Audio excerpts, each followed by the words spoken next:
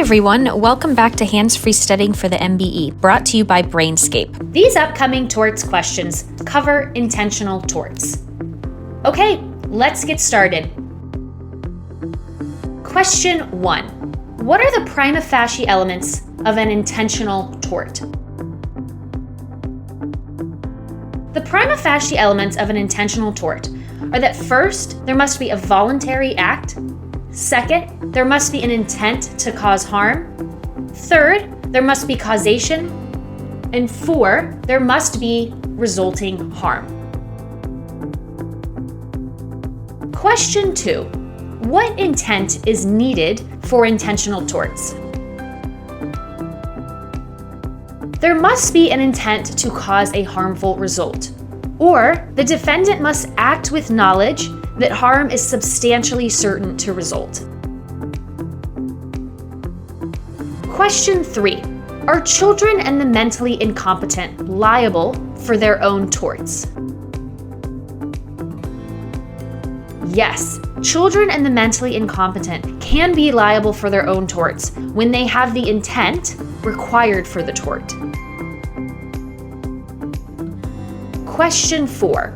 Define the doctrine of transferred intent. The doctrine of transferred intent holds that if a defendant intends to commit a tort but causes injury to a different victim or commits a different tort than intended, the original intent is transferred to the new victim or tort. Question 5.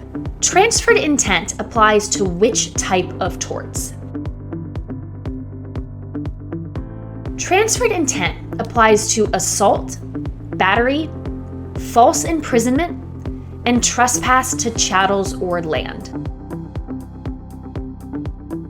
Let's take a quick study break to remind you that it's really important to give your eyes a break from your screen.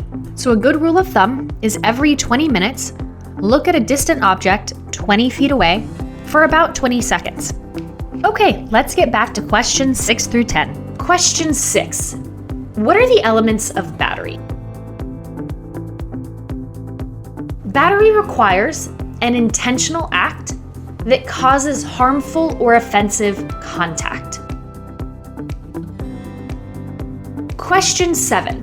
What qualifies as contact for battery? Contact for battery is touching either the plaintiff's body, touching something that has a close physical connection to the plaintiff's body, so that could be a purse or even a pet on a leash, or creating circumstances that will cause the plaintiff harm. For example, putting water on the stairs so that the plaintiff will fall. Question 8. What constitutes harmful or offensive contact for battery? Harmful or offensive contact is contact that either causes injury, pain, or any physical discomfort to the plaintiff, or any contact that would offend a reasonable person's sensibilities. Question 9. Does the plaintiff need to be aware of the contact to constitute battery?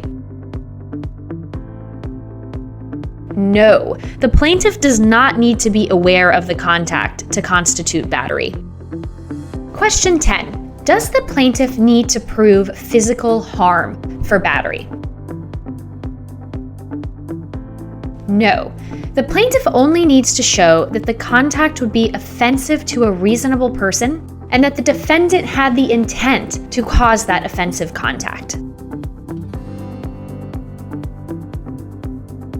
And that's the end of your 10 flashcard study round. To reach full mastery, remember to study in Brainscape. Our mobile and web app uses the latest in spaced repetition techniques, allowing you to optimize your study time and track your progress down to the finest detail. But of course, when you're driving, cooking, exercising, or otherwise unable to navigate the app, be sure to keep listening to the rest of this hands-free studying playlist. No matter what subject you're learning and what method you're studying it, Brainscape helps you rise to your challenge.